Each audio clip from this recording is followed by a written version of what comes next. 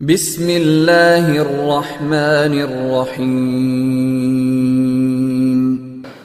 خداوند متعال نے حضرت انسان کو اپنی بہترین مخلوقات میں سے قرار دیا ہے، زمین پر اپنا نائب و خلیفہ مقرر کیا اور فرمایا کہ میں اسے 70 ماؤں سے بھی زیادہ محبت کرتا ہوں۔ انسان چاہے کتنا ہی معصیت کار ہو، گناہوں سے آلودہ ہو، مگر رحمت الہی پھر بھی اس کے شامل حال رہتی ہے کہ شاید اسے یہ احساس ہو جائے کہ اس کا رب بڑا مہربان و کریم ہے، جو اسے بے انتہا محبت کرتا ہے اور اس کی فکر کرتا ہے اور اس کے راہ راست پر آنے کے لیے پر امید ہے۔ قرآن کریم میں خداوند متعال نے اپنے خاص و مکرم بندوں کی چند خصوصیات، اوصاف اور خوبیاں بیان فرمائی ہیں۔ ارشاد رب العزت ہوتا ہے، وَعِبَادُ الرَّحْمَنِ الَّذِينَ يَمْشُونَ عَلَى الْأَرْضِ هَوْنًا وَإِذَا خَاطَبَهُمُ الْجَاهِلُونَ قَالُوا سَلَامًا۔ اور رحمان کے بندے وہ ہیں جو زمین پر عاجزی و انکساری اور دبے پاؤں چلتے ہیں، اور جب جاہل لوگ ان سے گفتگو کریں تو وہ سلام کہہ کر آگے نکل جاتے ہیں۔ یہاں پر عباد الرحمن یعنی رحمان کے بندے اس لیے فرمایا کہ یہ لفظ ذہنوں میں راسخ ہو جائے کہ رحمان اللہ تعالیٰ کے ان اسماء میں سے ہے جو خداوند متعال کے ساتھ مخصوص ہے، لہذا یہ نام کسی غیر اللہ کے ساتھ نہیں بولا جا سکتا۔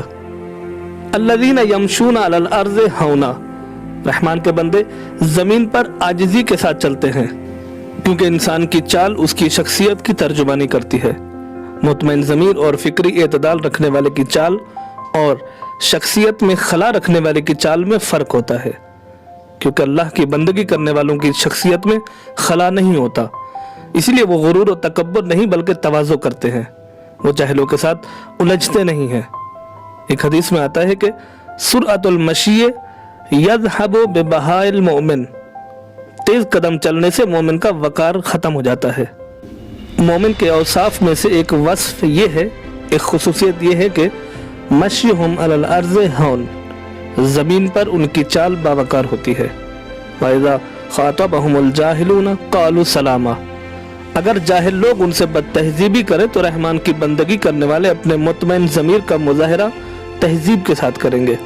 الجاہل سے مراد وہ بد تہذیب مشرک ہیں جو اسلامی تہذیب کا مذاق اڑاتے ہیں۔ اسی طرح بعض مفسرین نے یہاں پر بے وقوف اور بے ادب بھی مراد لیا ہے۔ قالوا سلاما، سلام سے مراد اسلامی سلام نہیں ہے، بلکہ یہ سلام تودیعی ہے جو لا تعلقی کے لیے بولا جاتا ہے، یعنی ہمارا تمہارا کوئی تعلق نہیں۔ وقار کے ساتھ چلنا اور بد تہذیبوں سے نہ الجھنا عباد الرحمن یعنی رحمان کے بندوں کی دو خصوصیت ہیں۔ اسی طرح فرمایا کہ والذین یبیتون لربہم سجدا وقیاما، اور وہ جو اپنے پروردگار کے حضور سجدے اور قیام کی حالت میں رات گزارتے ہیں۔ عباد الرحمن کی تیسری صفت یہ ہے کہ وہ رات سجدے میں اور قیام کی حالت میں گزارتے ہیں۔ رات عبادت کے لیے مناسب وقت ہے، اس میں سکون اور سکوت یعنی خاموشی ہوتی ہے، لوگوں کی نظروں سے پوشیدہ اور ریاکاری سے انسان دور ہوتا ہے، یعنی رات کا ایک قابل توجہ حصہ جیسے تہجد کی نماز، جبکہ دن حصول علم و معاش اور رزق و روزی اور جہاد جیسی عبادتوں کے لیے موضوع ہے۔ والذین یقولون ربنا اصرف عنا عذاب جہنم ان عذابها کان غراما، اور جو یوں التجا و فریاد کرتے ہیں کہ ہمارے رب ہمیں عذاب جہنم سے بچا، بے شک جہنم کا عذاب تو بڑی تباہی ہے۔ انہا ساعت مستقر و مقامہ، بے شک جہنم تو بدترین ٹھکانہ اور مقام ہے۔ عباد الرحمن کی چوتھی صفت خداوند متعال کے عذاب سے خوف رکھنا ہے۔ عذاب سے بچنے کی صرف دعا پر اکتفا نہیں کرتے، بلکہ اس سے بچنے کے اسباب پر عمل کر کے نتیجے کے لیے دعا کرتے ہیں۔ انہا ساعت، اور ساتھ میں یہ شعور رکھتے ہیں کہ جہنم کا عذاب کیا ہوتا ہے۔ والذین اذا انفقوا لم یسرفوا ولم یقتروا وکان بین ذلک قواما، اور یہ لوگ جب خرچ کرتے ہیں تو نہ فضول خرچی و اسراف کرتے ہیں اور نہ ہی بخل و کنجوسی، بلکہ ان کے درمیان اعتدال کو بنائے رکھتے ہیں۔ عباد الرحمن کی پانچویں صفت اپنے اخراجات میں، اپنے خرچ میں اعتدال ہے۔ لم یسرفوا، اسراف یا ضرورت یا حد سے زیادہ خرچ نہیں کرتے، اور الاکتار یعنی کنجوسی اور بخل بھی نہیں کرتے۔ چونکہ اسراف دولت کا ضیاع، محتاجوں کے حقوق کی پامالی ہے، اس لیے فرمایا کہ انما الاسراف فیما اتلف المال واضر بالبدن، اسراف وہاں ہے جہاں مال کا ضیاع اور بدن کا ضرر ہو، نقصان ہو۔ لم یقترو، الاقتار کنجوسی اور بخل کو کہتے ہیں، جو کہ بے انتہا بری خصلت ہے، بری ایک عادت ہے۔ حدیث میں آتا ہے کہ ایو دائن ادوا من البخل، کنجوسی سے زیادہ کون سی بیماری ہو سکتی ہے؟ پھر فرمایا کہ البخل بالموجود سوء الظن بالمعبود، مال موجود پر کنجوسی کرنا، وہ مال جو آپ کے پاس موجود ہے اس پر کنجوسی کرنا اپنے پروردگار پر بدگمانی کرنے کے برابر ہے۔ کنجوسی ایک خیانت ہے اس مال میں جسے خداوند متعال نے اہل ایمان کو اپنے نائب کے طور پر امانت دیا ہے۔ وَأَنفِقُوا مِمَّا جَعَلَكُم مُّسْتَخْلَفِينَ فِيهِ، سورہ حدید میں خداوند متعال ارشاد فرماتا ہے اور اس مال سے خرچ کرو جس میں خداوند متعال نے تمہیں اپنا جانشین بنایا ہے۔ مومن کی صفت یہ ہے کہ وہ نہ اسراف اور فضول خرچی کرتے ہیں اور نہ ہی بخل و کنجوسی سے کام لیتے ہیں۔ اسراف یعنی طاقت کا ضیاع اور کنجوسی یعنی طاقت کا جمود، ٹھہراؤ، رک جانا، کسی چیز کو روک دینا، مانے ہو جانا۔ اسلام فردی ملکیت کا قائل ہے، لیکن اس ملکیت میں نہ ضیاع کی اجازت دیتا ہے اور نہ ہی جمود کی، بلکہ ان دونوں کے درمیان ایک اعتدال کی سفارش کرتا ہے۔ احادیث میں اس اعتدال کو دو برائیوں کے درمیان ایک نیکی قرار دیا گیا ہے۔ اسی طرح روایت ہے کہ حضرت امام محمد باقر علیہ السلام نے حضرت امام جعفر صادق علیہ السلام سے فرمایا، یا بنیا علیک بالحسنات بین السیئتین، بیٹا تم دو برائیوں کے درمیان ایک نیکی اختیار کرو، اور پھر اسی آیت کی تلاوت فرمائی۔ اسراف کی دو صورتیں ہیں، پہلی یہ کہ ناجائز کام پر پیسہ خرچ کرنا چاہے وہ 1 روپیہ ہی کیوں نہ ہو، اور دوسری صورت میں جائز کاموں میں ضرورت سے زیادہ خرچ کرنا۔ اسی طرح کنجوسی کی بھی دو صورتیں ہیں، ایک یہ کہ اپنے اور اپنے بچوں پر اپنی استطاعت، اپنی حیثیت، اپنی اوقات کے مطابق خرچ نہ کرنا اور ان کو تنگی میں رکھنا، دوسری صورت یہ کہ کسی نیکی کے کام میں کوئی پیسہ خرچ نہ کرنا۔ اسراف اور بخل کے درمیان اعتدال مومن کی علامت ہے۔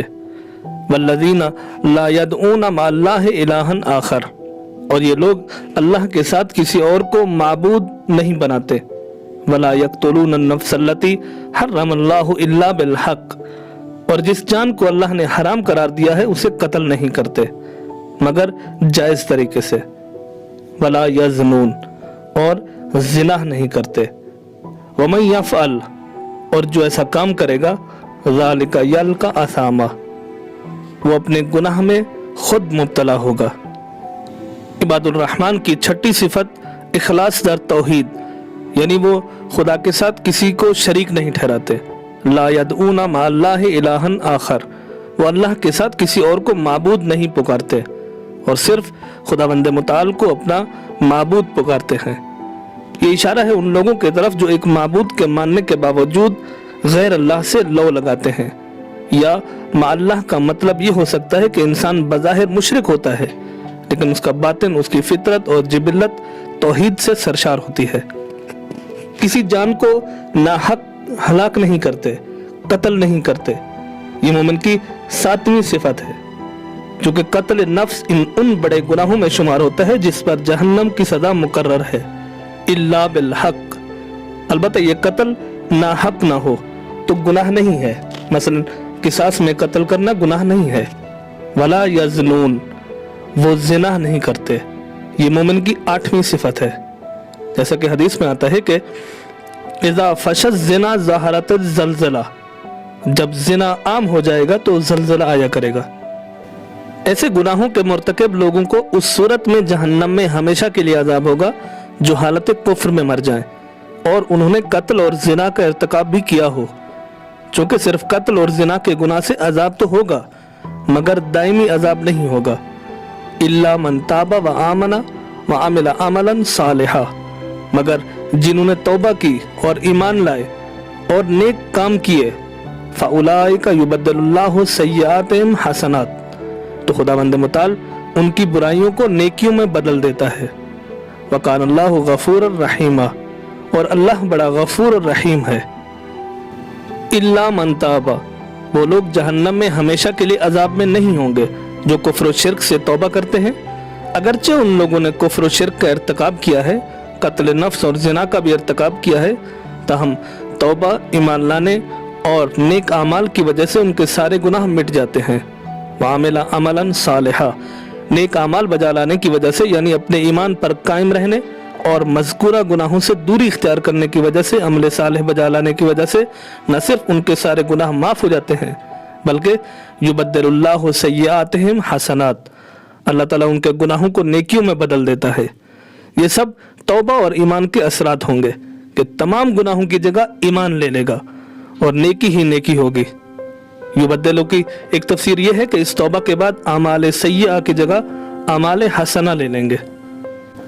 حتیٰ کہ ایک شخص توبہ اور ایمان لانے کے بعد فوراً مر جاتا ہے تو یہ آیت اس پر بھی صادق آتی ہے، یعنی توبہ اس کیمیکل تبدیلی کی طرح ہے جس سے متعفن غلاظت یعنی بدبودار ترین غلاظت شیرین اور میٹھے میوے میں تبدیل ہو جاتی ہے۔ وَمَن تَابَ وَعَمِلَ صَالِحًا فَإِنَّهُ يَتُوبُ إِلَى اللَّهِ مَتَابًا، اور جو توبہ کرتا ہے اور نیک اعمال انجام دیتا ہے وہ اللہ کی طرف حقیقی طور پر رجوع کرتا ہے۔ پچھلی آیت میں شرک، قتل، زنا سے توبہ کا ذکر تھا، جبکہ اس آیت میں تمام گناہوں سے توبہ کا ذکر ہے۔ فَإِنَّهُ يَتُوبُ إِلَى اللَّهِ مَتَابًا، توبہ کے بعد عمل صالح انجام لانے کی صورت میں یہ توبہ عظیم توبہ بن جائے گی، جیسا کہ یتوبو کی متابہ سے تاکید کی گئی ہے کہ عمل صالح توبہ کو حقیقی بنا دیتا ہے۔ وَالَّذِينَ لَا يَشْهَدُونَ الزُّورَ، اور عباد الرحمن وہ ہیں جو کہ جھوٹی گواہی نہیں دیتے۔ وَإِذَا مَرُّوا بِاللَّغْوِ مَرُّوا كِرَامًا، اور جب بیہودہ باتوں سے ان کا گزر ہوتا ہے تو شریفانہ انداز سے گزر جاتے ہیں۔ عباد الرحمن کی نویں صفت میں یہ ہے کہ لا یشہدون الزور، وہ جھوٹی گواہی نہیں دیتے۔ وَإِذَا مَرُّوا بِاللَّغْوِ، مومن لغویات و فضول کاموں میں مشغول نہیں ہوتے، بلکہ جب لغویات و فضول کاموں سے مصروف لوگوں سے ان کا گزر ہوتا ہے تو شریفانہ انداز میں گزر جاتے ہیں، ان میں شامل نہیں ہوتے اور نہ ہی ان سے بیجا الجھتے ہیں۔ مومن کی زندگی کے لمحات چونکہ بہت قیمتی ہوتے ہیں، اس لیے لغویات اور فضول چیزوں میں مصروف ہونے کی ان کے پاس گنجائش نہیں ہوتی۔ والذین اذا ذکروا بآیات ربہم، اور وہ لوگ جنہیں ان کے رب کی آیات کے ذریعے نصیحت کی جائے، لم یخروا علیہا صما وعمیانا، تو وہ اس پر اندھے اور بہرے بن کر نہیں گرتے۔ مومن کی 10ویں صفت یہ ہے کہ وہ آیات الہی سے نصیحت حاصل کرتے ہیں۔ مشرکین کی طرح آیات الہی سننے پر گونگے اور بہرے ہو کر ان آیات پر برہم نہیں ہوتے، بلکہ ان میں غور و فکر کرتے ہیں اور اپنے ایمان میں اضافہ کرتے ہیں۔ والذین یقولون، اور جب یہ لوگ دعا کرتے ہیں تو کہتے ہیں ربنا ہب لنا من ازواجنا وذریاتنا قرۃ اعین، اے ہمارے پروردگار ہمیں ہماری ازواج اور ہماری اولاد سے آنکھوں کی ٹھنڈک عطا فرما، وجعلنا للمتقین اماما، اور ہمیں پرہیزگاروں کا امام بنا دے۔ مومن کی 11ویں صفت یہ ہے کہ وہ اپنے رب سے 2 چیزیں مانگتے ہیں۔ پہلا، ازواج و اولاد سے ان کو آنکھوں کی ٹھنڈک ملے، ان سے خوشی اور مسرت حاصل ہو۔ ظاہر مومن کو ان سے خوشی اور مسرت اس وقت حاصل ہوتی ہے جب یہ اللہ تعالیٰ کی اطاعت کرے اور خداوند متعال کی معصیت و گناہ کرنے سے پرہیز کرے۔ واضح رہے کہ صالح اولاد، نیک اولاد قیامت کے دن اپنے والدین کو فائدہ پہنچا سکتی ہے، جیسا کہ ارشاد ہوتا ہے اولئک یجزون الغرفۃ بما صبروا ویلقون فیہا تحیۃ وسلاما، ایسے لوگوں کو ان کے صبر کے صلے میں اونچے محل ملیں گے اور وہاں ان کا استقبال تحیت اور سلام سے ہوگا، خالدین فیہا، جس میں وہ ہمیشہ رہیں گے، حسنت مستقر و مقامہ، یہ بہت ہی عمدہ ٹھکانہ اور مقام ہے۔ یہاں پر لفظ غرفہ استعمال ہوا ہے کہ جس کو بالا خانے سے تعبیر کیا جاتا ہے کہ جنت میں بلندی درجات کی طرف اشارہ ہے۔ بما صبروا، یہ درجات اس صبر کے صلے میں ملیں گے جو دنیا میں ادائے واجبات मुहर्रमात से इज्तनाब और ज़िंदगी में पेश आने वाले हवादिस, मुश्किलात, मुसीबतों के मुकाबले में उन्होंने इख्तियार किया था। सलामुन कौलन मिन रब्बिर रहीम, मेहरबान रब की तरफ से सलाम कहा जाएगा। जन्नत में सबसे बड़ी नेमत और मुसर्रत खुदावंद मुताल की खुशनुदी होगी। व रिज़वानुम मिनल्लाहि अकबर, और अल्लाह की तरफ से खुशनुदी तो इन सब से बढ़कर है। फरिश्तों की तरफ से सलाम व तहियत हुआ करेगा और मोमिनीन का आपस में सलामन सलामा हुआ करेगा। खालिदीना फीहा, फिर जन्नत की ज़िंदगी का खासा यह है कि ये अबदी ज़िंदगी है, ये ना ख़त्म होने वाली ज़िंदगी है। और ये एक बहुत बड़ी नेमत है कि ज़िंदगी के ये पुरलुत्फ लम्हात ख़त्म होने वाले नहीं हैं। सब्र ही वो ज़रिया है जिससे ये दर्जात इंसान को हासिल हो सकते हैं।